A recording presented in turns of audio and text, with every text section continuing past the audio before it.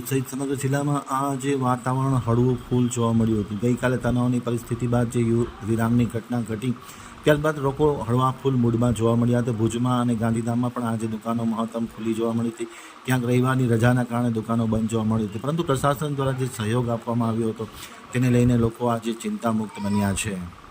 ભારત પાકના યુદ્ધમાં પરિસ્થિતિ તણાવભરી હતી, પરંતુ દરમિયાનમાં આજે રવિવારે રજાના દિવસે લોકો હળવા મૂડમાં જોવા મળ્યા હતા. ભુજમાં કેટલીક બજાર ખુલ્લી હતી તો કેટલીક બજારો બંધ જોવા મળી હતી. જોકે લોકોના ચહેરા ઉપર કોઈ તણાવ જોવા ન મળ્યો, તે સૌથી મોટી એક એડવાન્ટેજ જોવા મળ્યો હતો.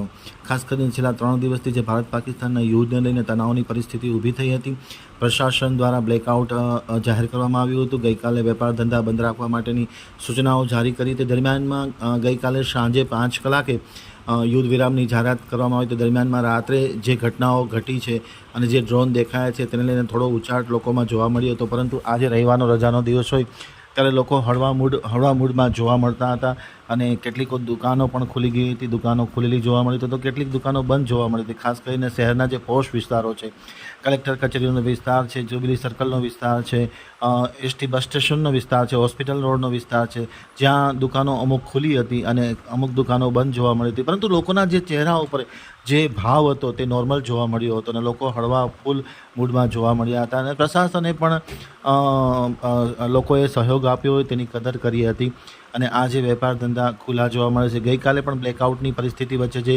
પ્રશાસને માનવતા દાખવી હતી તે માનવતા ખરેખર કાબિલેદાદ જોવા મળી હતી અને લોકો હળવા ફૂલ થઈ ગયા હતા.